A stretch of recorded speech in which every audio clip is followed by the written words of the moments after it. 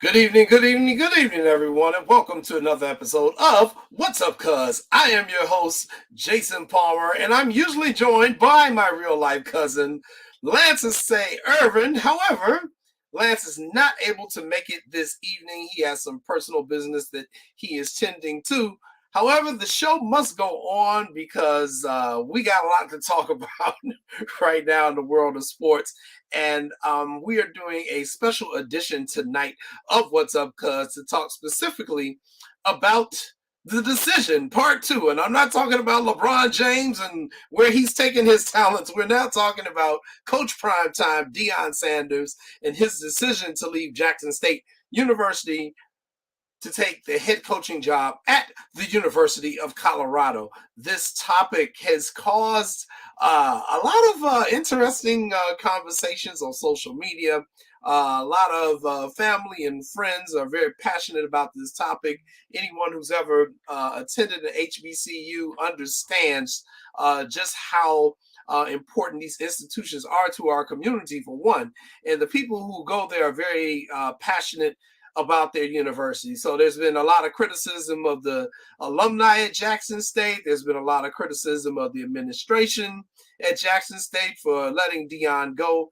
But the fact of the matter is, this is just something that happens in college sports. We see this all the time. So I'm a little concerned on why people are kind of going off the deep end on this. I understand the topic, and we're all very passionate about it. However, this happens in college sports. If you trust a college head coach when they're recruiting your child to say, I'm going to be here 4 years, I guess you trust the Army recruiter too when they tell you they ain't going to put you on the front lines when you join the military. And you say, hey, I signed up to be a computer technician in the Army. And they say, get up there on that 50 millimeter gun up there. This is just what happens in college sports. So, HBCUs are not going to be any different in that regard. So, unfortunately, my cousin Lance was tied up because, he's worked at a number of institutions, PWIs and HBCUs, and he really wanted to be here tonight, but he's got something that he could not get out of. And, this is just a hot topic, and we did not feel as a show this was something that we could hold on to.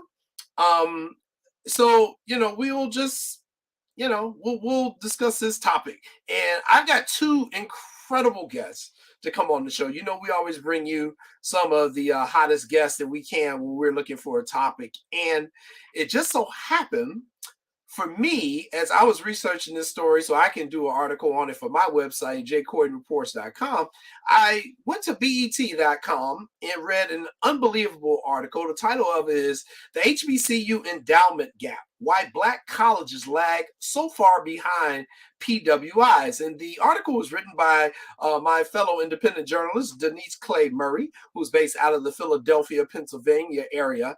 And so I reached out to her this afternoon just on a whim, and lo and behold, she was available to join us on the show tonight.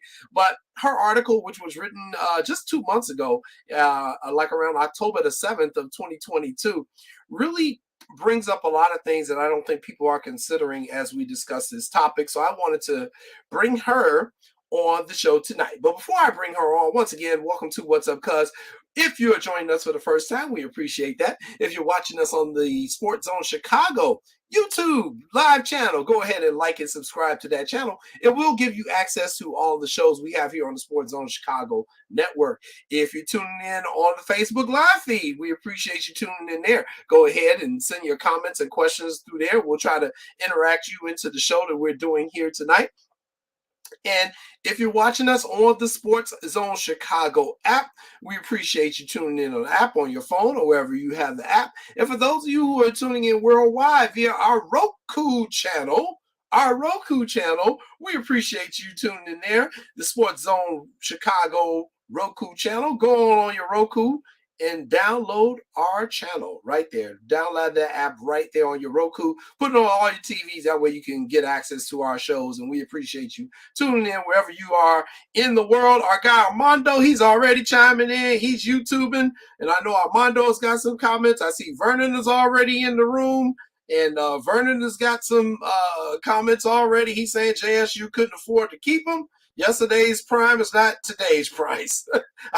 That's probably very accurate, Vernon, but we're going to get into that. But there's a lot more depth to this story. And our second guest coming up at 6:30 will be our good friend Jamar Harp.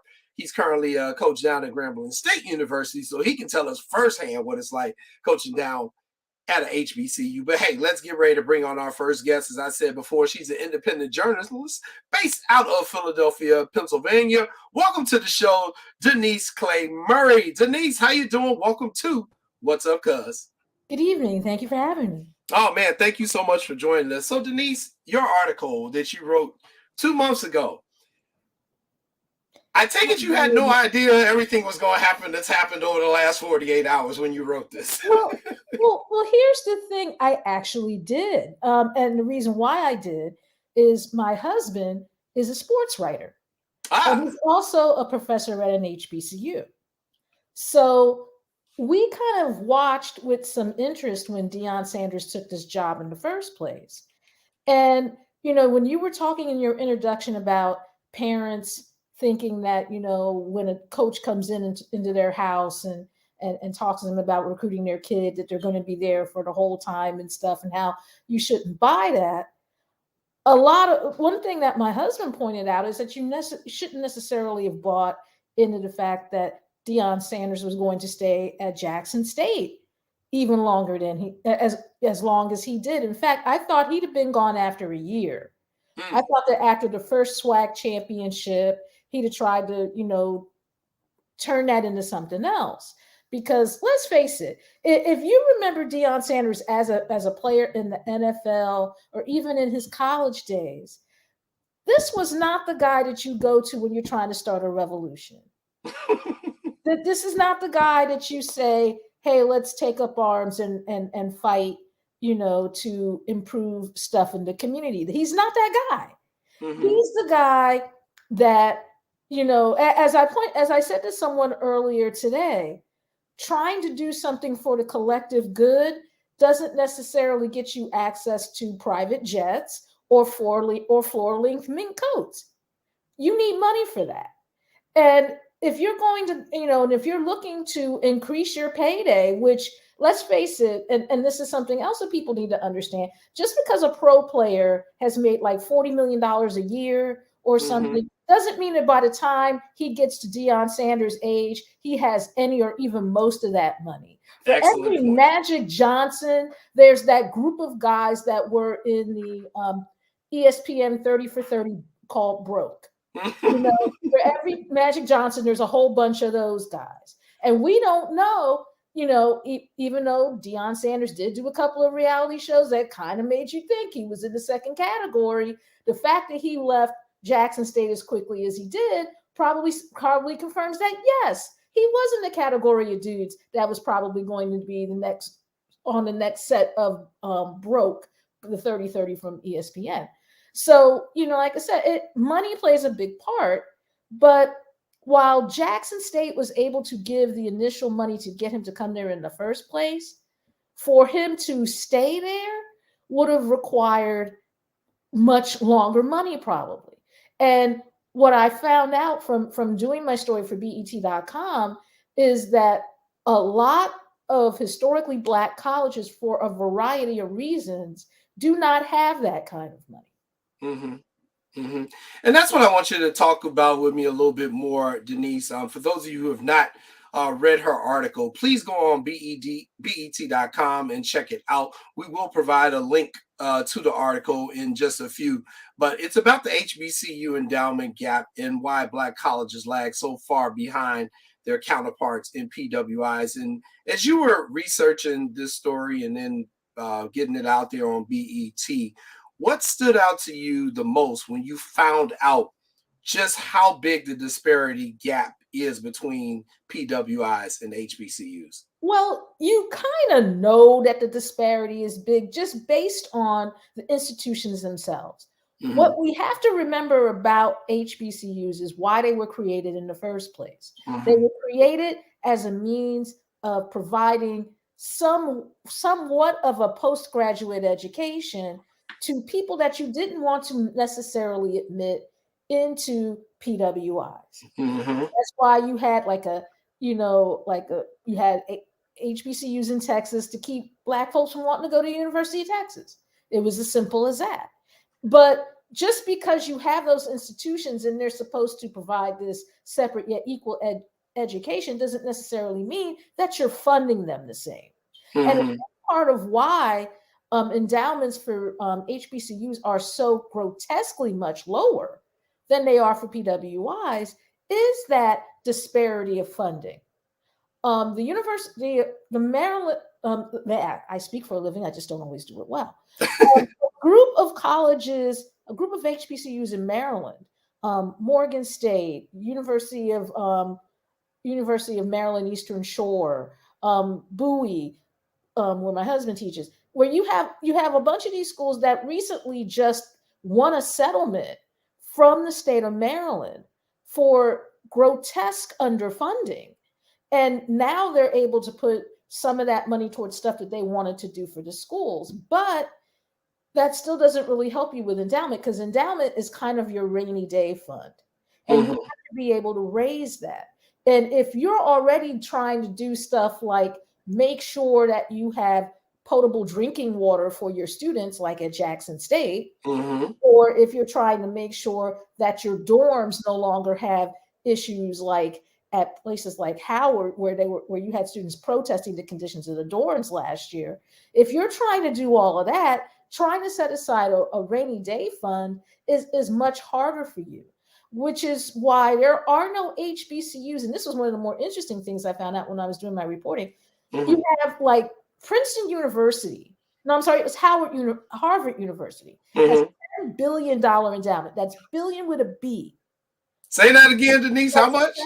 $10 billion. That's billion with a B, which means if Harvard decided tomorrow that they wanted to provide 200 all expense paid scholarships to kids in the poorest section of Massachusetts that had really good grades and scores and stuff, they could do that and they wouldn't even go down to $9 billion. Right. That's how much that is. On the other hand, the HBCU with the highest endowment as of 2021, in one of the reports I read to do this story, is Howard University. And they have $795,203,000. And that sounds like a lot, but when you compare it to the $10 billion that Harvard has, you get like a ratio of every $100 that a PWI has an endowment, HBCUs have $1. And that $99 is a lot of money when you're talking about things like facilities and programming and even hiring a football coach. Because in a lot of states, the highest paid state employee in the entire state, like for example, in Alabama, the highest paid state employee is Nick Saban, the coach of the University of Alabama. And the highest paid employee in the state of Illinois is the head coach of the University of Illinois football program. That's the highest paid state employee. And when you're an HBCU and you don't even have, $1 billion endowment to play with, you can't necessarily go out and hire $1 million a year football coach because that's books and financial aid for you. Right. And so, Denise, let me ask you this to stay on this topic of the endowments, and it's just an astronomical difference between HBCUs and PWIs. You brought up the lawsuit that the HBCUs in Maryland did, and they won. Alabama State has also recently filed a lawsuit. Here in Illinois, Chicago State University, which is a state university, their endowment fund right now sits at $5 million. And Chicago State has got a bunch of problems going on over there as well, but they're also a state university. One of the things we're seeing is that many of these HBCUs, we're not talking about the private ones like Spelman or Morehouse, but the ones who are state universities have historically been getting, without a proper term, screwed over by the states and not getting their money. So these lawsuits are being filed. During your research, can you tell me about any other state HBCUs that are also kind of going down this path, and has it been successful for them in getting some of the resources that are owed to them? Actually, there's one I was covering before I even wrote this story for BET, and it's Cheney State University in Pennsylvania, just outside of Philadelphia. Cheney has been struggling to recover money from the Commonwealth of Pennsylvania in terms of funding for decades. In fact, there was talk about having one of the other state universities absorb Cheney to put it together with Westchester University as a means of trying to save money. And if it were not for the alumni at Cheney, which includes a very powerful Philadelphia lawyer named Michael Cord, who was not going to let this go, Cheney would have become part of Westchester. But now they're suing to get the millions of dollars that they're owed. And again, this goes back to why HBCUs were created in the first place. They weren't necessarily created to compete with the PWIs. They were created to have a place for Black people to go to school, that since they weren't going to allow them to go to the PWIs. Mm-hmm. I mean, that's why right now, and I found this out after I did my story, but I think it's interesting that speaks to this point. North Carolina A&T, which is a really good engineering school, HBCU. Right now, they just got $2 million taken out of their budget because out-of-state students said, "Hey, we like the idea of going to an historically Black college to study engineering, where I'm not necessarily having to deal with racism while I'm trying to deal with theoretical calculus." And because they went over their enrollment, or what the state set aside as an enrollment for out-of-state students, they're fining them $2 million. And then you also have the situation at Tennessee State, where because they've gotten more people to come and enroll there, you have the state legislature, who is also being sued for underfunding, asking why so many people are all of a sudden wanting to go to Tennessee State. Mm-hmm. So, the endowments are one thing, but this is just kind of a tip of an iceberg when it comes to HBCUs, and the fact that when the George Floyd shooting happened and other things that related to how people of color navigate race when they're trying to get an education or do just about anything else, when you started to see Black kids make the conscious decision to go to HBCUs instead of predominantly white colleges, all of a sudden the fact that these places are being underfunded and that they wanted their money became an issue. And it's going to be interesting to see how this shakes out, and what, if anything, if these folks start actually getting the money that they're owed, so that way they can do some things, like new facilities and different things. Well, Denise, one of the things that I learned, first of all, let me say this: the Deion Sanders thing, because he brought such a national spotlight to Jackson State, he was able to highlight Jackson State. But and I know, being members of the media, once that media spotlight is on you, it also shows your blemishes and your flaws, in addition to all the good things that you have done. And so with Jackson State, right now on social media, everyone seems to be going in on Jackson State's alumni, their alumni association, and people who graduated there. And the JSU president came out and said that 87% of the Jackson State alums are not giving back to the university, that only 13% of their alums are giving back. We also know that this is a problem, and I think we need to discuss this as well. Why are people in our community, why are we just taking from our institutions and not giving back to them? Is that something that your husband has experienced, where he's taught at, and something that you have some knowledge of? I know I've experienced it from the university that I attended, but I wanted to get your take on that as well. Well, first of all, that's crazy low. That is like really, really low. Only 13% of the people. That's just ridiculously low. You have some schools that have put effort and money into getting the alumni to donate. Like Morgan State has a good alumni association, and I know this because we get mailers from them every day. Mm-hmm. And Howard also has a good development office that goes out and gets money from alums. Spelman does, Morehouse does. All of the bigger HBCUs that you hear about that are doing pretty well, like the FAMUs and like that, they all have like organizations within an institution that say we're going to go out and get money from alums. But even if I would think, because I went to Temple, and Temple asks me for money all the time. And sometimes I can give them money when I've had a particularly good month as a freelance journalist. Sometimes I have to remind them of what I got my degree in. And sometimes giving you that $1,000 you want just isn't going to happen. But when only 13% of your alumni are giving, that's an institutional problem. That's something that the institution needs to work on. And I'm sure that Jackson State has a development office, and maybe they need to put them to work on that problem. But, the alumni that are saying, hey, why didn't you have more money to give to Coach Prime and blah, blah, blah.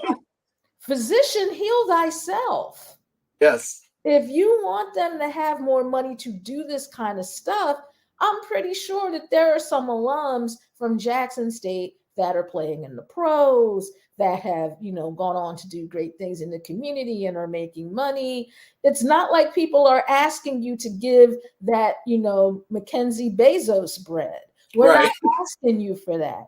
But I give, $50 because every little bit helps. And if you want to put it toward the athletic department, then you can earmark it to do that.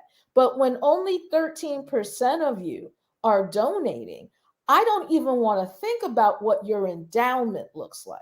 Because if only 13% of you are donating, then your endowment is probably in really bad shape. And that is something you might want to concern yourself with a little bit more than you do a new football coach. And I say that because in the end, the endowment is what you need to make sure that you have the facilities to keep students coming there and wanting to pay their tuition to be a part of the Jackson State experience.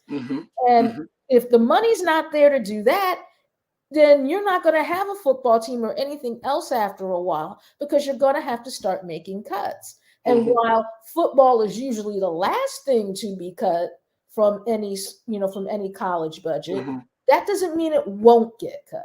Right. And so we have learned that Jackson State's endowment, according to a tracking service that follows HBCU endowments, they're currently sitting at about $60 million.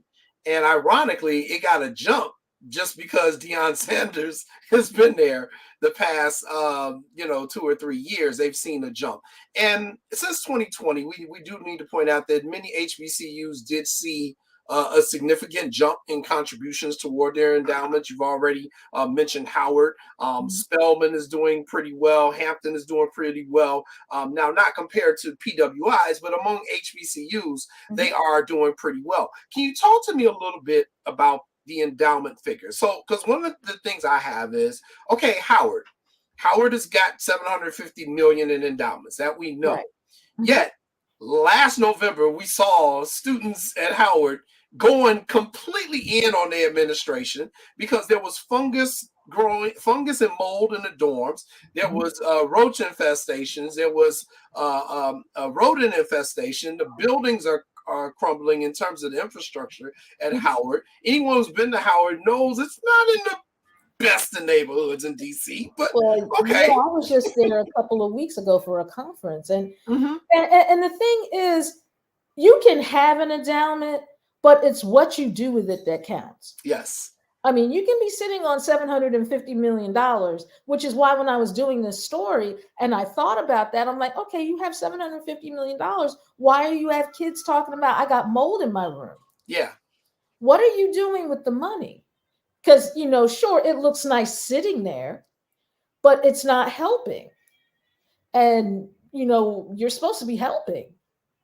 I agree, Denise, and that's a question that I want to answer too. Because at 750 million, first of all, I can't understand, and because we're talking sports, how it should have the best athletic programs of all the HBCUs. Yet, when I look at their teams, they're kind of not good. Well, it also depends on who you can get as participants in your sports. Mm-hmm. If and let's just keep it real. Whether or not you go to an HBCU for an athletic program depends on what you want from your educational experience overall. If the goal is to make the pros, which there are approximately 4,500 people in the entire country that are paying professional sports of any kind. Mm-hmm. If the goal is to make the pros, you have to be in a program that is going to get you the kind of exposure that's going to get you to the pros. And you're not necessarily going to find that at an HBCU, even though the kids at Jackson State football probably came the closest to anybody over the last 2 years with Coach Prime, because not so much because of their own ability, but because Deion Sanders was there. Mm-hmm. So if your bottom line is I want to go and become a professional athlete, then sure, you go to a PWI. I went to Ohio State my first couple of years of college, and you come out of the dorm and there were ABC trucks there every single week because you knew they were going to broadcast, Ohio State and whoever they were playing is the game of the week. That was just the thing. But if you understand that you're probably not going to be one of the 4,500 people playing professional sports, and you want to make sure that you have some sort of a backup once you get out of college, then you probably go to a HBCU because there are people on that campus that are trying to make sure that you get out of college. Now, I'm not saying that it is impossible to become a professional athlete from an HBCU because, Jerry Rice, Walter Payton, there are more than a few guys that came out of HBCUs and became, like Hall of Famers in the NFL. But that is the exception. That is not necessarily the rule. But if you wanted to become the rule, you've got to work on it. And the thing is, people have to ask them, the alumni of these schools have to ask themselves if they want to work on that, because it has been made very obvious to those of us who observe this that if you're expecting folks to, who from the PWI world to make sure that you get the money to encourages you to compete with them, that's not going to happen. Because if all of a sudden because Jamel Hill wrote an article about this a while ago, and a few other people have written that if all of the Black kids decide to go to HBCUs and take, we dominate every single sport, Denise. They would dominate. HBCUs they'd have the ABC trucks. They would campus every week, for the game. Yes, but because there is so much money in college sports, I mean. I still remember when I was at Ohio State and I used to ask, well, why is it that we can't get new dorms, but the athletic department gets everything? It's because the athletic department budget is about, Philadelphia's budget, the city of Philadelphia's budget, all by itself. And everything that the athletic department makes goes to the athletic department. It doesn't go to the school it doesn't go to the entire school. Like when Chevrolet used to give away scholarships during college football games, and they say, oh, well, this goes into the general fund. That's the only thing that goes into the general fund. That's the only scholarships from sports that go into the general fund. Everything else goes to the athletic department. And folks have to ask themselves, do they want to have a more robust athletic department at the expense of a more robust academic program? or do they want to have a good academic program and have sports be secondary? Because the way that HBCUs are funded by the states that where they're located, and even with the private ones, you cannot necessarily have both. And if I'm a 5-star recruit and I've got the choice between going somewhere where I might end up in the pros, like a Penn State or an Ohio State or University of Maryland, and going to Howard or Bowie or even FAMU or any of those schools, I'm going to go with the one that's going to possibly have me playing on Sundays. So here's the thing, and once again, being joined by journalist Denise Clay Murray for this conversation tonight. I completely supported Deion Sanders when he went there. I understood what he was trying to do. It's something I've talked about for the past 20 years. I do agree with Jamel Hill. I won't even say football, because I've always said that if we really want to do this and make the money to bring them back to our institutions, we need to take over basketball. One, it's less scholarships. Okay. You only need really 3 solid players, and you're probably going to be good enough to make the NCAA tournament where the money is, so that you can bring it back to your school, as opposed to football. It certainly worked for Temple for years. There you go. Well, I mean, Coach Chaney, great coach down there, at Temple. It could definitely work, but we have to be committed to it, and we have to understand that. I do agree with you that too often we've said, well, we want to focus on the academics, and the athletics is something else that we do. I think we have to change that mindset in 2022, though, Denise, because I think the money that comes from the athletics is what's funding a lot of this stuff. And these administrators can do kind of what they want with the money once they get the board of trustees involved, but everyone has to have that kind of same philosophy. So, as I have a few more minutes with you, let me ask you this. In light of everything that's happening now, in light of the conversations that are now taking place, where do you see this issue going? Are we still going to be talking about this next week, or will we have all moved on to a different topic? I think we probably will still be talking about it after this week, because there is and one of my favorite writers is a gentleman named Karan Phillips, who writes for Deadspin. Yeah, I read that one. And he has kind of been on this since the beginning. In fact, when it was announced that Deion Sanders was going to Colorado, he was the first person I thought of. And what we have to ask ourselves is, okay, if we want to bring in former players to come and coach our kids and stuff like that, what are we willing to give up in exchange for that? As my mom always used to tell me, no one can walk on your back if it's not bent. And what Jackson State pretty much did was bent over backward for one guy.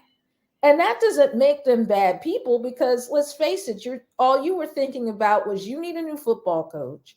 This person wants to coach your team, wants to coach your kids, and wants to bring people in to to play for you. And you went undefeated, and got to the SWAC championship twice. Granted, the first time you lost real bad. But they play again on, I believe it's Saturday. They played the 17th in the Celebration Bowl. Yep. Right, the Celebration Bowl. So, you wanted all of that, but what did you give up to get it? And is this person, what did you actually gain from this? I'm sure you gain a little more in your endowment. You gain some other things, but you also have a room full of kids that the football coach who was leaving to go somewhere else told not to go into the transfer portal because they're not necessarily good enough to go where he's going. And the thing is, you may have ruined some of these kids for football based purely on that. So if you're going to do this, if you're going to, emphasize sports a little more, bring in people to, coach the kids in a way that gets them to the pros possibly, or if you're going to have more of an emphasis on sports, then you need to have the academic structure in place to, at least help these kids get a degree, because most of them are not going to be one of the lucky 4,500. Mm-hmm. And it would also help if you have somebody who is as committed to building a program that will last past their presence, Mm-hmm. as you are making sure you get that year or two. Because right now, I'm not sure where Jackson State goes beyond this. When you have a person who who who was so whose identity was so tied to the team, it's going to be interesting to see if the team can be untangled from that. And if not, and if so, who does that and how does that work?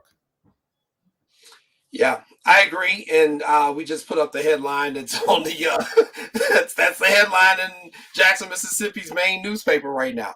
Now that he's gone, now what happens? And don't get me wrong, he brought a new practice facility, he brought a new locker room.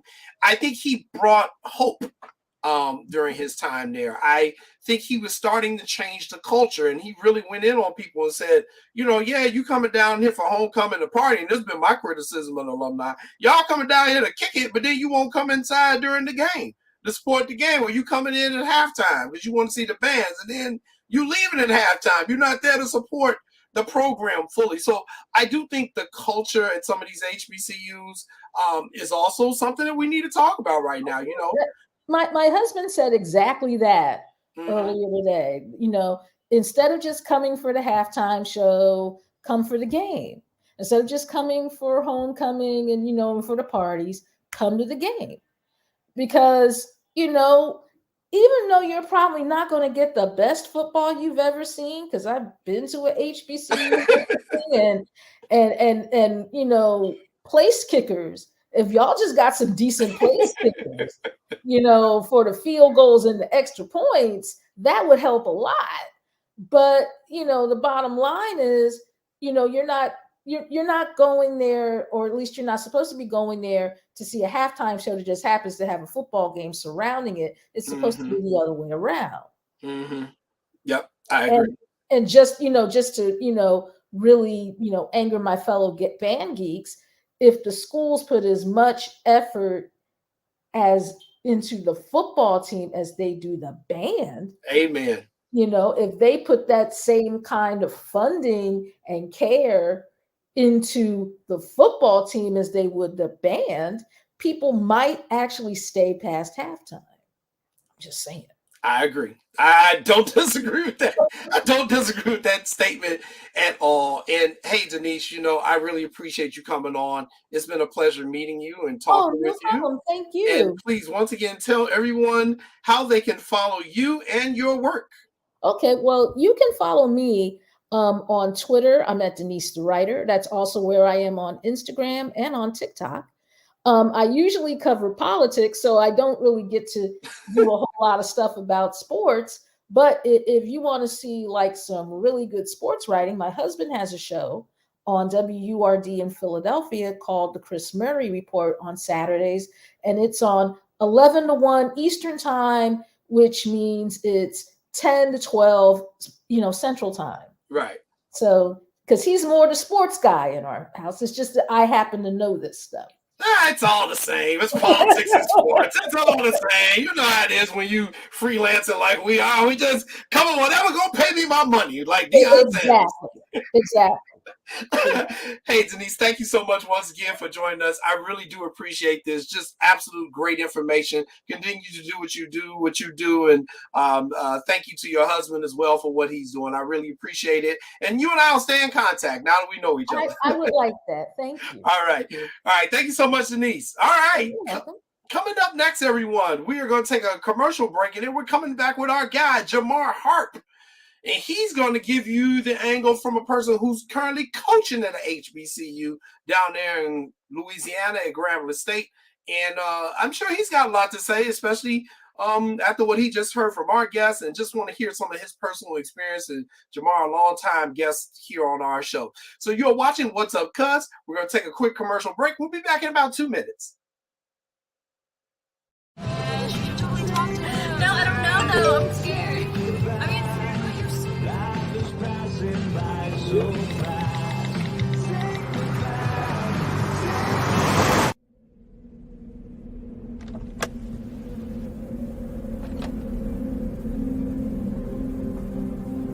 Do you know that you're in my lane? No, not at all. Are you not paying attention? Are you texting? I was just checking in with my mom. I was telling her that I thought we'd be home by 6. It's okay. There's enough time.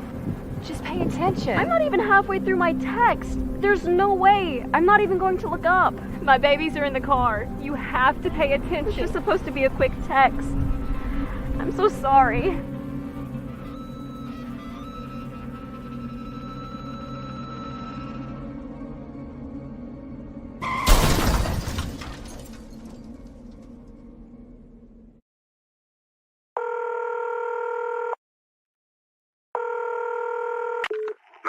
Operator 901, where's the emergency? 127 Brynmere. Okay, what's going on there? I'd like to order a pizza for delivery. Ma'am, you've reached 911. This is an emergency line. Large with half pepperoni, half mushroom. You know you've called 911. This is an emergency line. Do you know how long it'll be? Okay, ma'am, is everything okay over there? Do you have an emergency or not? Yes. And you're unable to talk because... Right. Is there someone in the room with you? Just say yes or no. Yes. Okay, it looks like I have an officer about a mile from your location. Are there any weapons in your house? No. Can you stay on the phone with me? No. See you soon. Thank you.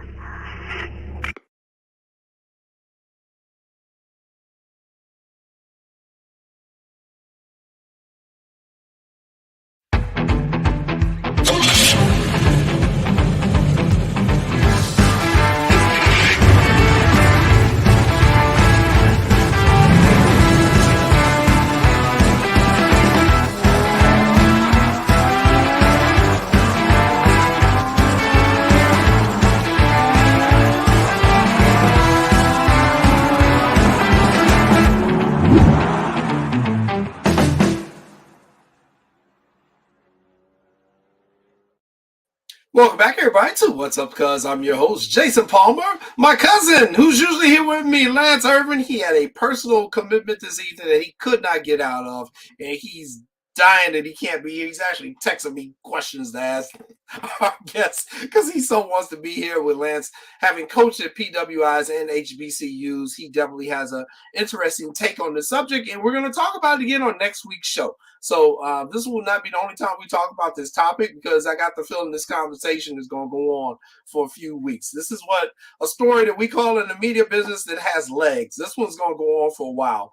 And so we are talking about the decision by former Jackson State head coach Deion Sanders to leave Jackson State, and he has taken the new job at the University of Colorado. He is now a Colorado Buffalo, and he is in Boulder, Colorado. He will coach in the Celebration Bowl for Jackson State.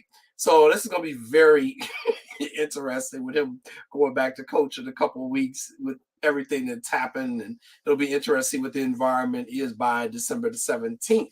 So our second guest tonight is a good friend of the show. He's got the record for most appearances here on What's Up, Cuz, because of his knowledge, and we just love having him. He also hosts his show, Sports 101, on Wednesdays here on Sports Zone Chicago, which will be coming back pretty soon. After taking a little bit of time off, and it's always a pleasure to have this guy on because of his knowledge, especially of HBCUs and athletics. And he's currently now at Grambling State University. He serves as a special team and defensive analyst. Let's bring on our good friend, Jamar Harp. Coach Harp, what's up, man? How you doing, brother? Hey, cuz, how you doing? I'm welcoming you back in the world. Oh, man. And so, for those of you who didn't know, Jamar, tell them how you got injured, man. I'm trying to get in shape, sprinting after practice, and tore Achilles and a quad, a patella tendon. So I was in the hospital, shaking back, and I'm Still not 100% yet, but I'm out of rehab, which is good. So I'm thankful to be back in the world. Hey, welcome back, Jamar. Good to see you, buddy. Thanks, Sean. Sean, I told him about trying to run with them 20-year-olds. I don't know what the hell he was out there thinking. Hey, man, I'm telling you, dude, don't do it. Dude, running your own I know pace. it. You get caught up sometimes, yeah.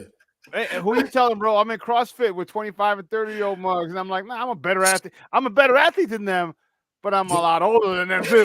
That's how it starts, yeah. It's that competitive nature. Like, listen, chump, if I was your age, you know what I would do? I could do that now. I gotta listen to the other shoulder next time. Don't do it. You're too damn old. Don't do it. You're too damn old. A lot of times I'm like, shut up. Get off me. Get off me. Yeah. All right. Well, Jamar, it's good to have you back and on the road to recovery. We miss you, and I'm just glad to hear that you are healing from that. So let's get right into this, bro. So I was like, oh, I know who I'm calling. I know who I'm calling. Who's gonna have thoughts on this? Let me just first ask you, what was your immediate reaction when you heard the news that Deion was leaving? I was definitely excited for it. First, I think he accomplished his mission at HBCUs. Remember, unlike the previous guest, there was already a great talent pool there, and there was people going to the NFL every year, just not enough. So his purpose was to shine light on something that was already there and bring it back to its old prominence or glory. If you look at Jackson State in itself, his best team was probably the 1977 team that had Walter Payton, Jackie Slater, and Walter Brazile, 3 NFL Hall of Famers on one team. So Deion's team doesn't even compare to that team. Also, he's taken some other African-American coaches with him to the Power 5 level, which is always good because he can establish a coaching tree, which hopefully some young coaches like myself can be a part of one day. And just establishing a legacy going from the SWAC and HBCUs to BCS, regardless of who you are, shines light on where you came from. And it lets them know, if you looked at how he talked to the players in his press conference at Colorado, he was letting them know that the Jackson State team works harder than them, even though they're FCS team. So I think it's good. Robert Brazile, thank you, Sean. That takes it full circle, and that he's taken what he did there and instilling it in a Pac-12 school. So I think it's all great signs. Good. I'm glad to hear that because, we want a lot of different voices on this topic because, Jamar, this has become such a emotional topic for people in our community. And I get it. Some people feel as though Deion Sanders pimped the culture, however, that he came in, he sold one thing, and that he didn't follow through on it. Yes, he did bring some things, but they wanted more of a commitment to it. I don't know if that's more of an emotional reaction. Personally, I do agree with some of that sentiment, though. I must say, though, I was disappointed to hear he was leaving because I wanted him to do more. But I also understand that he has a right to get paid. And more importantly, his assistant coaches also have a right to get paid and, for their skill set. But let me just ask you this. Do you think he used the culture in a way that was disrespectful to it in the way that it ended? I think he used religion more in that sense versus the culture. Remember, his initial statements were that God told him to go to Jackson State and to be an agent of change. So I think he used religion because he invoked some of those same references at Colorado, stating that, God didn't call him where to do. So God is basically telling him where to coach football. in regards to the culture, I think he provided more to the culture. If you look at your last guest and some of the sentiments that she was stating, some which were due to being unknowledgeable about the subject matter in regards to her, for example, the last statements about kickers and punters and stuff. Again, when you reference Bowie State, which is a CIAA or Division II school versus the MEAC or SWAC, you're going to find that disparity. Also, referencing Howard several times. My first coaching job was at Howard when I graduated from Grambling in 2006 with my master's. And they had a safety that was leaving named Antoine Bethea that played over 10 years in the NFL. So from him, and then there was a tight end at Morgan State named Vasante Shenko that played maybe 8 years for the Minnesota Vikings. So this is pre-Dion, and we're still people going to the NFL. So there was more going now because he shined a greater light on it and just brought more exposure to the youth who, again, that these predominantly white institutions realize control the market. So instead of trying to be in this format where you're trying to say, well, how do we prop up education on a band? Again, just referencing the comments of the last caller, the bands are the most underfunded at HBCUs. If you look at shows, they pay their own way sometimes, eat sandwiches, change in restrooms. Now, some of the upper level schools, their band is taken care of, but most times they're not. The reason, and then another statement I like to dispel is in regards to the audience, in regards to coming in and watching the game. A lot of majority audience, and you probably know this, at historically black colleges and universities, there's a lot of women that attend the football games versus predominantly white institutions. So we can get control of that market and get them to stay more and watch the football game instead of going in and out. And there's some men that come in and just watch the band too, but if we get everyone to come in and sit in and watch the game, it would be better. Versus just making the statements like that, kind of understanding the why. And then lastly, in regards to the education, being entrenched in not only historically black college football, but just collegiate football in general. 2 plus 2 is 4 everywhere you go. If you look at the predominantly white institutions, the reason they grew was not because they boosted or promoted education, is they pushed athletics, and particularly after the television era came into place. There were studies that were done after Michael Vick left Virginia Tech. Their enrollment went up over 25% just due to his playing in the national championship game. So those schools have realized that to boost their enrollment and endowment, you have to put money in athletics.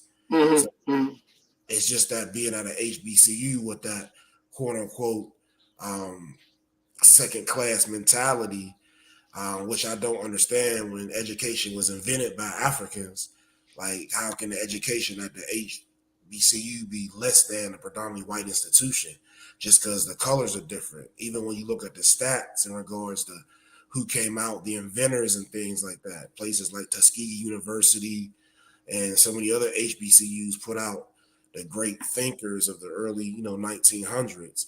So it's hard for me to say that the education is better at predominantly white institutions. So those are just some myths that are prevailing about historically black colleges. Now, there is some stuff that needs to be cleaned up, but if we get past the myths, then we can get this enrollment to increase and get schools like Chicago State be up and funding, start football, getting the MEAC, and get a real, feel in regards to what things used to be before integration. Jamar, let me ask you this though, because some of these schools have had funding, and again, we'll go back to Howard because Howard does have $750 million confirmed in their endowment fund. And the truth of the matter is, their athletic programs, you would think they would be really producing more. How can I say it? Producing more on the field in their major sports, and it just hasn't happened yet. Is some of this administrations at these schools in terms of where they place the money? Should they be placing more money in marketing, for instance, to advertise their programs and bring in more people? Should those who have the money be trying to get some of the better coaches that may be available? Being down there at Grambling State and being at Livingstone prior, how do you see the administration's roles in these HBCUs as it relates to athletics? That's a great question. So basically, you have to look at each HBCU as independent business entity, regardless if they're public or private, and what that institution wants to do with its regents, boards of directors, presidents, etc. So, for example, at Howard, the push is on academics. They want to be a Ivy League school. The focus isn't on athletics. If you go into a school of business, you'll see a ticker like the NASDAQ ticker in Times Square, and different things they have for that, and enhancing their MBA, their business program, and other academic programs. There's a hospital on campus. You can be a doctor by going to Howard. So yes, you they can. push things more prominently than athletics.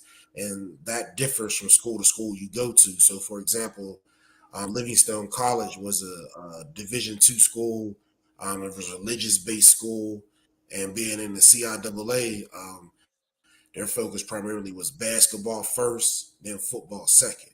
If you look at their basketball history and in regards to that CIAA tournament, which is what a rival to the Big Ten basketball tournament in regards to exposure, monetary impact, etc., the basketball team is more prominent than the football team. In other schools, that flip. The football team is more prominent. So it's basically where you want to decide you want to put your money at and what you want to support. It can be football, basketball, or academics. Agreed. And so, Jamar, my theory is, and this is my personal theory, and I've stated it before, I'll state it again, I want you to get a response to. I would prefer us to, if you're going to really go athletics, I do think men's basketball should be the first priority because, again, as I said, you don't need as many athletes to become really good at that. If you can get 2 blue chippers, you've now elevated your program to a certain level. Whereas even though you coaching football, I know that's your first love, 2 players ain't gonna do it for you because you need a full squad.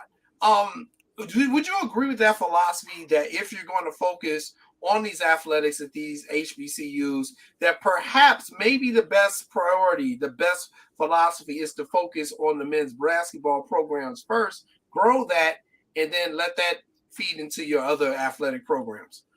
Definitely, especially again, I'm just using the recent success and facts to support my argument. If you look at the New York Knicks, Paul O'Quinn, who had a great run out of Norfolk State. If you look at the Compton State teams of the 2000s that constantly made the Sweet 16, Hampton made it one time. You got the great Lavelle Moton at my undergraduate alma mater, North Carolina Central University, who worked hand in hand with Coach Krzyzewski before he retired.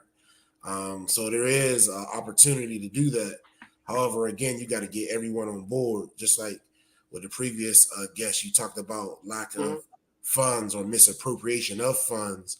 At these state schools, you also have state appointed employees as well. So sometimes you can be in a situation where your institution is like the movie Major League per se, where the leadership doesn't want you to win. So it depends on what situation you're in, how to navigate that. But yes, basketball and football, I think you can do both simultaneously because, again, like you said, you can have 3 stars in basketball on a court at one time, about 12 scholarships, and then get things done. So I definitely agree with that. I would just like to add football as well, too, but just because the television money with football is so big, and then with the change of conferences, you got to remember in basketball, everyone's Division I. Football has a FBS and FCS. So there's a disparity. The FCS schools play FBS basketball. So we can get those FCS football schools to get more monetary gain and notoriety. It definitely will help the basketball team as well. And just so everyone knows what we're talking about, when we're talking about the money generating sports in the NCAA, we can talk about pretty much the big 5 are college football, men's basketball, baseball, track and field is up there, which actually surprised me, but it's considered a money generating sport.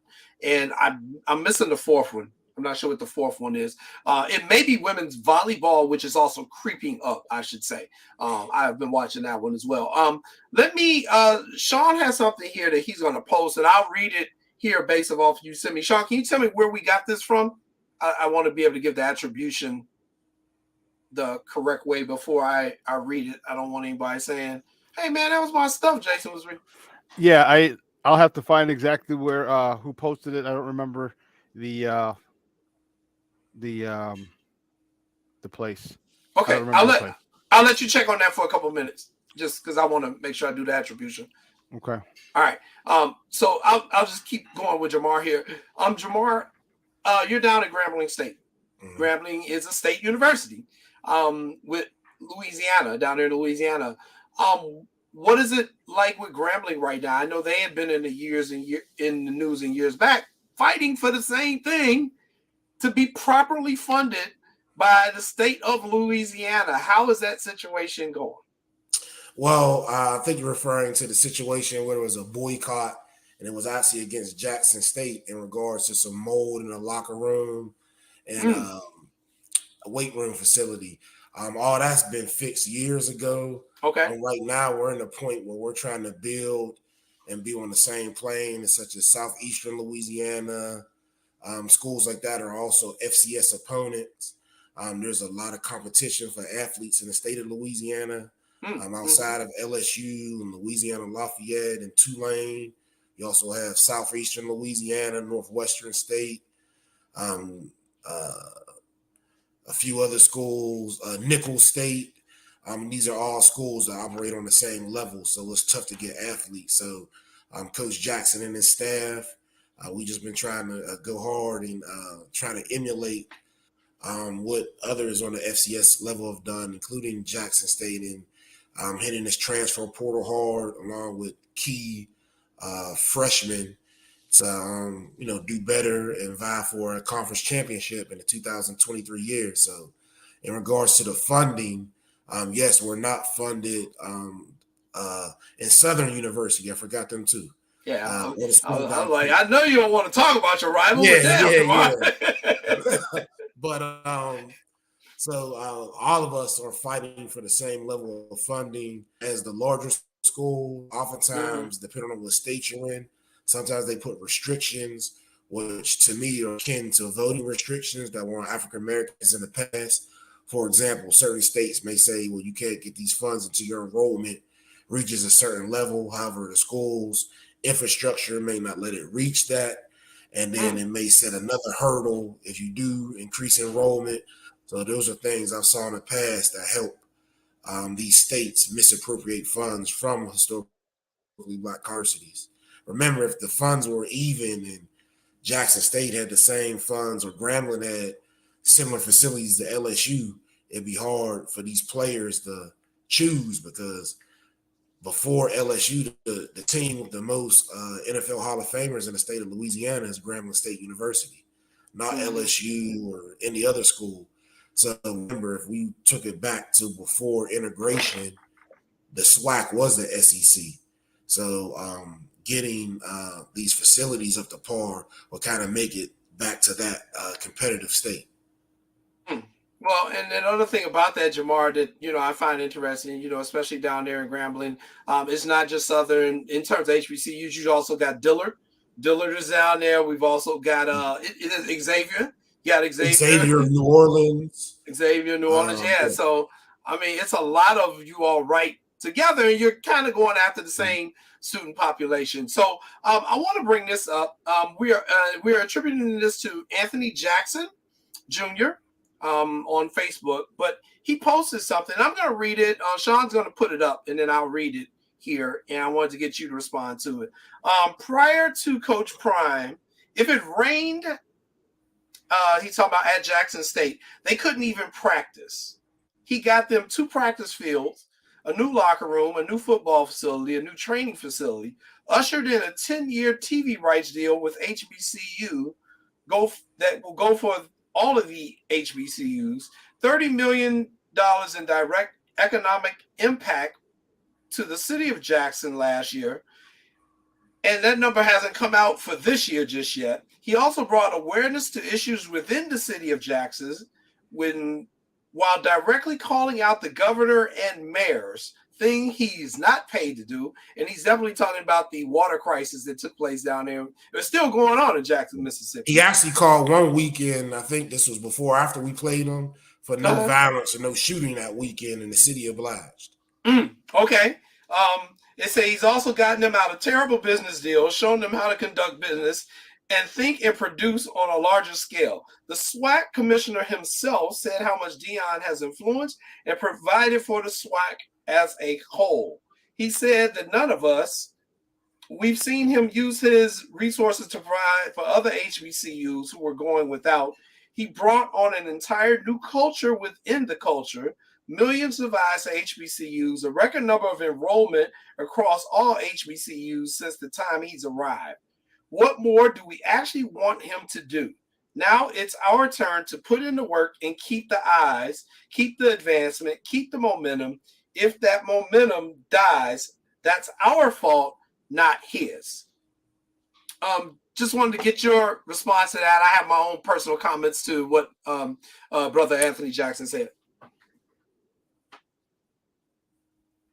Well, definitely, I agree with that. He also did a little more. He did an HBCU combine at Jackson State for HBCU players. He had different players from the state of Mississippi come, like from Alcorn State and Mississippi Valley. Along with himself, Coach Hugh Jackson, Coach Eddie George, who's in the OVC, have all helped in regards to bringing this light. In regards to that statement right there, I do think the last sentiments were correct, that now it's time to keep that ball moving. And again, I'm still continue to talk to these athletes and let them know that there is a space for them here. They can go to the NFL from the SWAC. It's been done in the past, and to make them feel comfortable by continuing to fight to upgrade these facilities, to be on par with the Power 5 level. Like I said, I do agree with that. Yeah, and I agree with just about everything that Anthony said in his post as well. And again, I think this was such a knee-jerk reaction by so many people. It was like, oh my God, I can't believe he's leaving. Some people were calling Deion a sellout. I'm like, y'all stop that nonsense with the name calling. You know, the man did what he could do based off of the resources he had, but at the same time, he has a right to live his life, and he's also responsible for the people who are up under him. And that's what I wanted to talk to you about.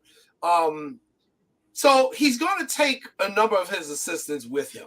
We know Deion was making just over $300,000 a year, which was pennies for him. So I can't even imagine what his assistant coaches was getting paid. So he's now elevating not just himself, but all of the assistant coaches he's bringing with him. They're also going to get a huge bump in pay. Talk to me a little bit about being an assistant coach in a football program at an HBCU like Grambling, and if there's any information you can share with us about those assistant coaches at Jackson State, if you know them personally, and what these opportunities will mean for them now that they're going to Boulder with Deion. Well, that question can be answered in twofold. So it'll be offer a great opportunity again for some African-American men to go to the Power 5 level and coach there. Then there might also be an opportunity for some men to stay and hopefully be afforded the head coaching job. The gentleman that Coach Sanders referred to, T.C. Taylor, who was a former offensive coordinator at my alma mater, North Carolina Central, under Coach Jerry Mack, during that era. If he gets the job, that'll be a great head coaching opportunity for himself. Then he can build his coaching tree as well.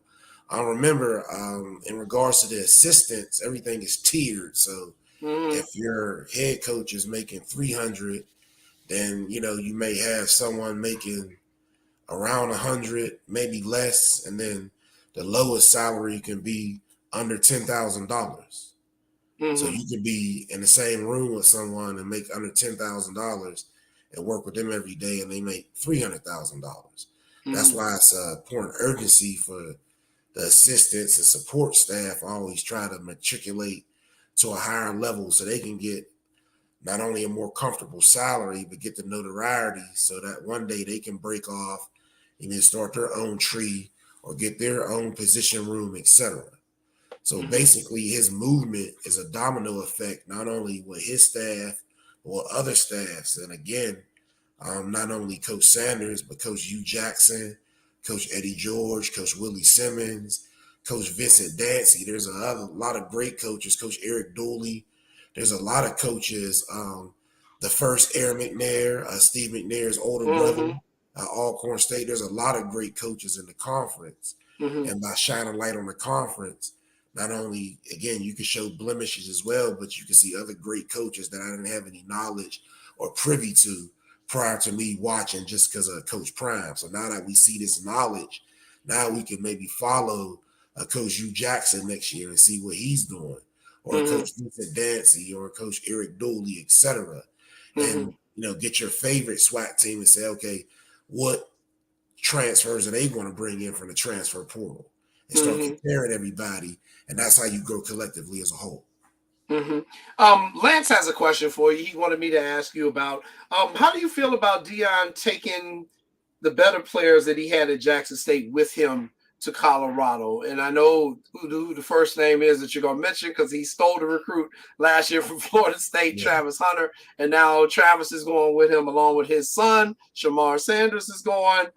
What are your thoughts? Or let me rephrase Lance's question, because let's just get to the heart of it. Is he stripping Jackson State of the cupboard? Is the cupboard going to be left bare? Or is he still leaving them some talent there to work with? So from the, I'm sure we all watched the same video. The video I saw said he's going to bring 10 to 11 guys. And they have way more guys than that. Again, this year, we were close with them at the beginning. One of our transfers, Maurice Washington, a running back from Nebraska, had a great run, about a 45 run for a touchdown. We kind of lost the game in the third or fourth quarter, but it was, close, under 10 points at halftime. So again, they have a load of talent, and those guys that he's taking with him, I think he does, because remember, they swayed away from the Power Five just to be coached by him. So they can use their one-time transfer rule and go to wherever he's at and still get that, because if it would have been, I just want to go to an HBCU, they would have picked another one in that same conference, because everyone wanted to go to Jackson State. But not only did they want to play at an HBCU, they want to be influenced by Coach Prime.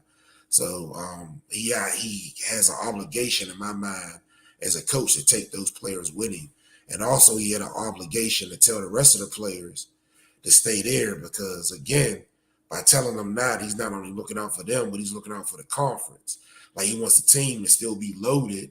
And again, these other schools in the conference are trying to fight and get to that level to gain parity. So if that whole team dismantled, remember the transfer portal is brutal. It's over 3,000 athletes in there. Only 116, FCS schools, or let's say 120 so BCS schools or FBS. So most of these athletes are not going to get picked up. So he did good as a coach by telling them to stay there, continue to grow there, and build that team up there. So I think he did good on both ends, taking the 10 or 11 he's going to take with him, and telling the rest to stay there and continue to build what they were building. Jamar, we've seen a number of top athletes who were at PWIs come to the HBCUs. You just mentioned the ones you all have down there, Grambling. What have you been hearing from these athletes who are coming from PWIs who are then coming to HBCUs? What are they telling you is the major difference? And are they feeling more comfortable with the HBCUs, or are they saying, maybe I should have stayed in my PWI? Well, it's a multitude of things. It's comfort, experience, and then being knowledgeable of the world with smartphones and things of that nature. I can tell you a story. When I was at Iowa years back, my title was Minority Retention Specialist. And one of the issues at Iowa was some of the black players, they would go out on dates, and their date would use their American Express card, their parents. So by the time the bill came on the 15th or 17th, they're going to research the restaurant, look at the film, see who they're dining with. Next thing you know, their daughter has an ultimatum: leave this person alone due to bigoted reasons by parents. On some instances, the daughter says no. Now it's a funny story out in the air, and athlete may end up transferring. Some of them incur different social things on campus that show that they're excluded outside of their athletic participation. And then more importantly, I think this generation is becoming more savvy in regards not only to social media, but in regards to cultural appropriation and love and pride for one's culture, or having a sense of nationalism. So if you look at the George Floyd along with other incidents, that triggered these causes of nationalism to come out or be displayed from the inward of these students or this generation. You can see more and more people wanting to do this because a lot of them are realizing that they are making money for institutions that don't really give them comfort or need outside of their athletic participation. Yeah, without a doubt. And, just my personal thoughts is, I have always wondered. I know had I been recruited by a college, I was not going nowhere in the South. If it wasn't a HBCU, I wasn't going. I wasn't playing for University of Mississippi. I ain't playing for LSU. I ain't playing for University of Texas. I ain't playing for none of y'all because your policies go against my community in many aspects. When I look at some of these large universities and I look at the number of Black students, Black American students, let me make it more specific because universities play games with who they consider Black. When I look at Black American student numbers at some of these universities, and then I say, okay, let me see what the athletic department look like. And I see 75% of the athletes are Black Americans. And I know that's what you counting into your student population. I like, see, that's what I'm talking about. They use us to bring money to them. But the average Joe Blow Black kid, they make it very difficult for them to either one, get in to pass the admission process, or two, the price is so damn much they can't afford it. So I've always said if I was going to play in Southern United States, it was going to be at HBCU. So I'm very happy to hear that you can relate to some of the experiences that some of the athletes have Definitely. had. And there isn't another thing that the other caller or guest forgot to leave out. A lot of students that attend HBCUs rely on federal aid, i.e. loans and Pell Grants, where a lot of students at predominantly white institutions don't. So that sometimes affects their pay rate, paying back. Also, type of experience you have. If you have a large population of students that are waiting on loans, sometimes schools will hold them loans to gain interest and make money for the school. Hence, students don't get their refund checks on time. Hence, their experience is altered. Now they don't want to give back upon matriculation. There's been studies that came out, and a lot of especially at HBCUs, the most people that give back are former athletes and people in the NPHC or fraternities and sororities, because they have a different tie to the school outside of academics. So they're more prone to come back, give back, etc. Right. And that was one of the things we talked about at length with our guests. And my philosophy is that, it takes the average everyday Black American. Okay, let's say you're a Black American. I'll just throw an example. Let's say you work for the CTA in Chicago. You're making $75,000 a year, whatever. You never went to college a day in your life. You can still give to our institutions. Like, being down there at Grambling and being at Livingstone and all the places you've been, if we can just get the average Joe, hey, y'all, we're going to all give $100 to this institution for Christmas. And let's say you get 1,000 people to give $100. How big of an impact could that make in the athletic department at these HBCUs, Jamar?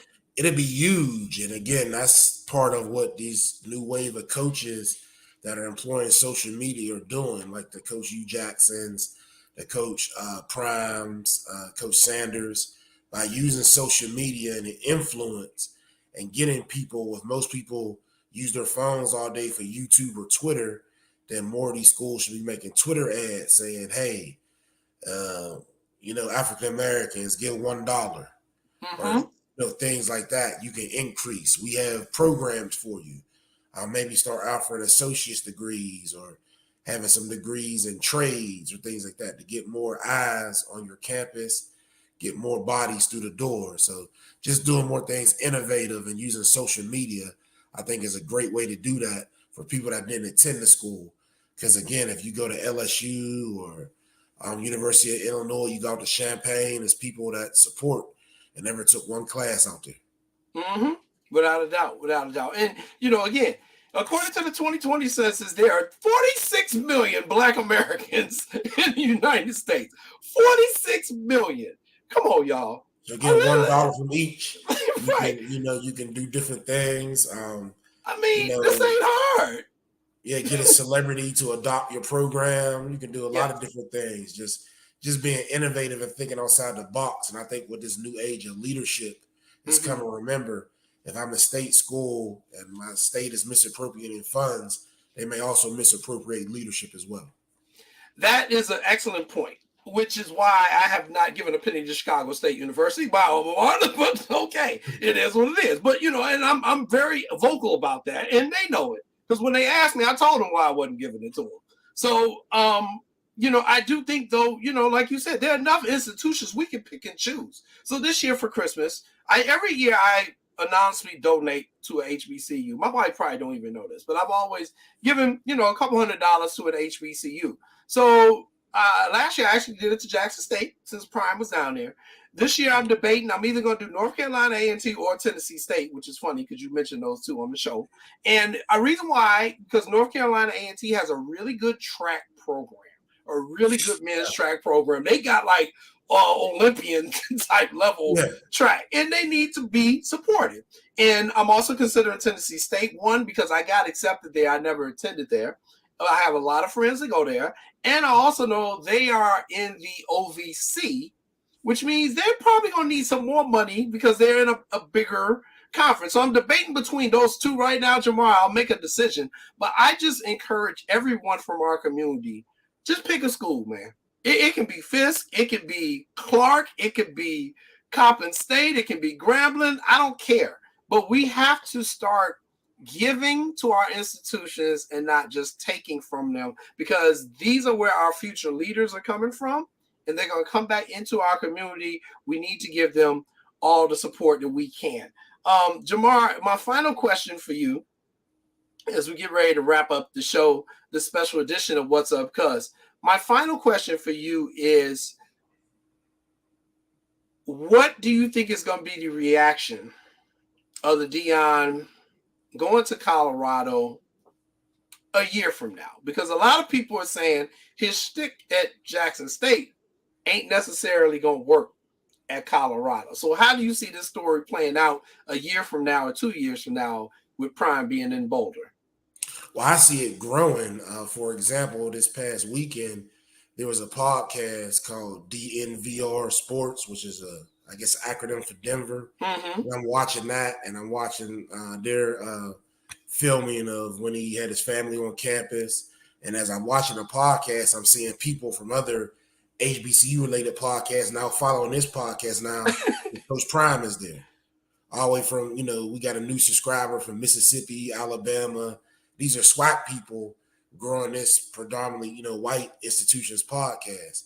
And I just see that snowball effect, continuing with enrollment increasing. They said again on that same podcast today that season tickets are almost sold out. You got to get them this week or they're going to be gone. He's already sent an email to season ticket holders saying buy your tickets now or they may be gone. New things are coming. So I see an increase. If you have 85 full scholarships, have great NIL money, and can get the best talent in the nation, I don't see why he can't bring Colorado back to its former prominence. If you remember back in the early 90s, Cordell Stewart, Eric Bieniemy, things like that. Rashawn Salam, they got a lot of talent. Don't, Jason, don't mention that name. Yeah, well, he didn't shine as much with the Bears as Sean would like. But I think he talking about Bieniemy. No, Rashawn Salam. He's the reason Salam, I didn't get a tryout with the Bears. Oh, I'm sorry, Sean. I know he's dead and gone. Rest in peace. But still, we don't need to mention him ever. I thought you were mad at him because he was smoking weed and wouldn't run the ball the right way. That compounded it. That compounded that. And I'm like, I wasn't smoking weed, and I played in Chicago. I could run between the tackles, not like him. So you got me started, Jason. I'm sorry. Right now, dude, Rod Graves, the director of player personnel that I had the conversation with. So he's on my shit list too. All right, sorry about that, Jamar. Go ahead. No problem. I'm laughing too. But if you remember during that era, the Charles Johnson, era, they got a lot of people from California due to the blood and crip violence, and then black and gold was kind of neutral colors. So I think with his ties, not only in California but Texas and globally, and his name, he can recruit. Let's say the first year maybe a top 25 class, because again, these coaches are prevailing. He's going to do well there. Coach Eddie George will continue. Coach Hugh Jackson will continue to grow. I think all these coaches will continue to grow because the kids are wanting to come back home. I agree. And I wish Deion the absolute best of luck. We talk a lot on this show about black coaches not getting opportunities at PWIs. Well, here's a black coach that now is the hottest prospect out there. He's going to get a hell of an opportunity at what is now they're Pac-12, right? They're going to they're Pac-12. Everybody switch conference. It's 13 or 20 people on staff, and 15 of them are African American. Yeah. So he's doing something else there too by getting people in administration so they can splinter off and grow this thing. Yeah, I talked about it this morning on my show. It's very strategic what he did, because people are asking, well, why now? Why now? He could have waited. Well, you know what? Just think about it. He's going into the Pac-12, okay, one of the Power 5. Who are the big dogs in the Pac-12? SC and UCLA. Who are leaving? Yep. They're gone. Yep. They're gone. So you got maybe Oregon, maybe Utah, Washington. Okay, so now Washington, you know what I mean? But these aren't perennial powerhouses. Not like SC and UCLA who get a lot of those kids. Now he's going into a weakened Pac-12 with his cachet that he has, and only Deion Sanders has it. And now it's going to be easier for him. So if he does well there in 3 years, in 4 years, he takes them to a bowl game, and God forbid they get into the college football playoffs somehow, some way. I don't give a damn if they lose in the semifinals. He'll have any job he wants. And what you talked about and what he said in his interviews before, they asked him about, the money. He's like, dude, I got money. First of all, he wouldn't give a quarter of his $75,000 of his salary if he was in need of money. Exactly. All right. So people say, well, he went for the money. No. You don't give $75,000 is more than most people in this country make. True. Okay. Yeah. So to give that away back to the football facility shows that he doesn't need money. But secondly, he also mentioned, they asked him why he'd go. He goes, if I get more money, he goes, what does it do for my? He goes, I don't need the money. He goes, my assistant coaches do.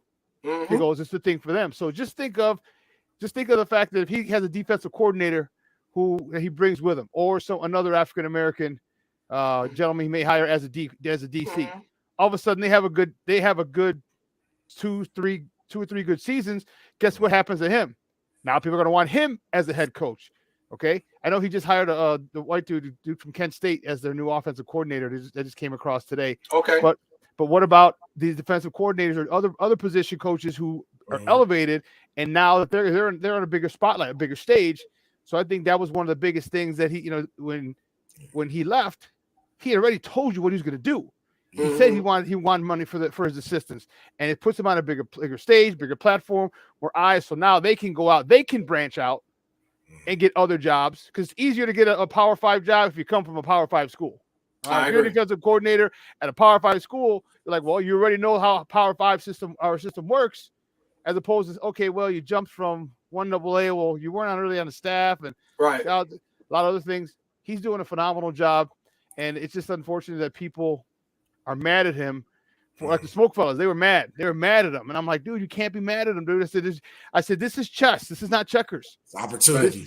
This is getting guys up there. It's like when people come down on Michael Jordan. Like when you think about all the black folks, all the African Americans he has in their front office over there, in positions they normally don't have in the NBA.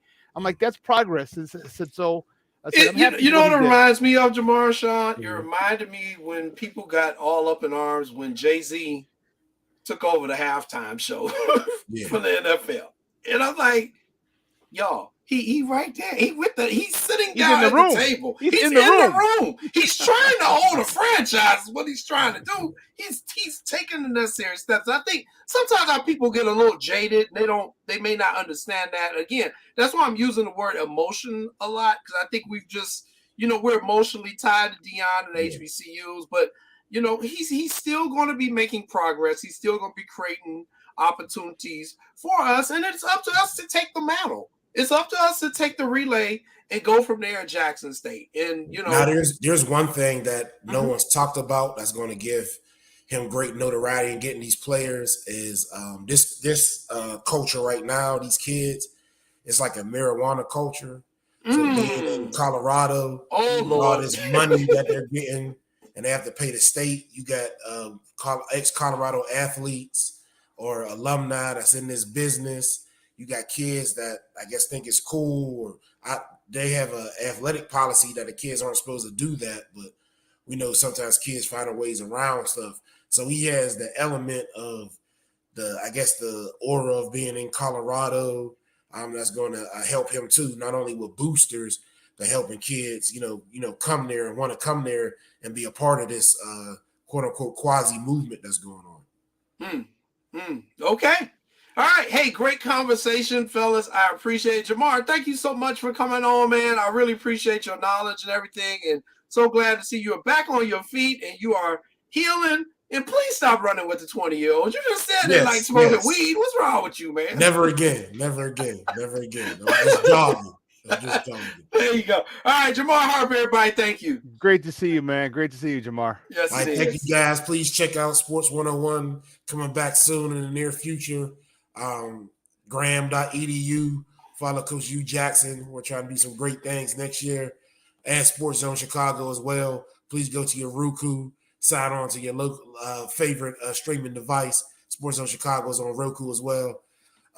What's Up, Cuz? All the great shows. Please check out this network as well. All right. Thanks so much, Jamar. All right. Thank you. And so for my co-host in absentia, I got to use Sean's words from the morning show. For my co-host in absentia, Lancey Urban, who's taking care of some personal business today. I am Jason Palmer. Thank you all so much for tuning into this special episode of What's Up, Cuz. This is a conversation. It's going to be a continuing process, but we wanted to do something special tonight based off of everything. Hey, next week, I'm just going to announce it now. We got Jeff Allen and Thomas Jones, former Chicago Bears running back Thomas Jones. He's coming on next Monday night along with Jeff Allen. We're going to talk about his new show on Amazon Prime, Life After. If you haven't checked it out, check it out. Thomas Jones and Chicago Jeff Allen, Super Bowl champion Jeff Allen, who played for Kansas City. They are coming on the show next Monday night here on What's Up, Cuz. In the meantime, everybody, please continue to be safe out there. If you're in a cold place, bundle up because winter is here. See you next week, everybody. Peace.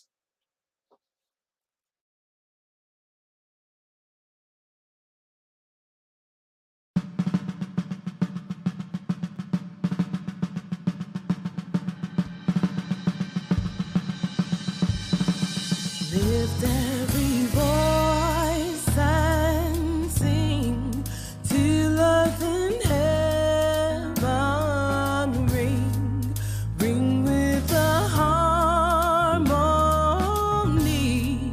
of liberty. Let our rejoicing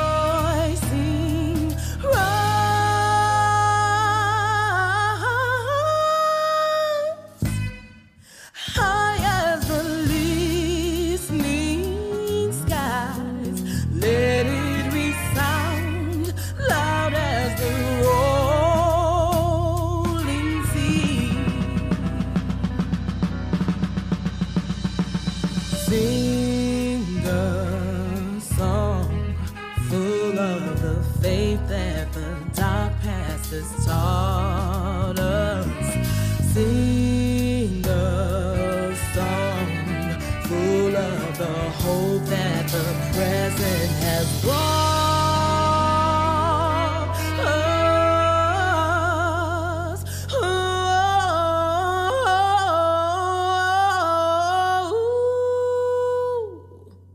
Facing the rising sun of a new day begun. We will march on till victory. We will march on till victory. Let us march on till victory.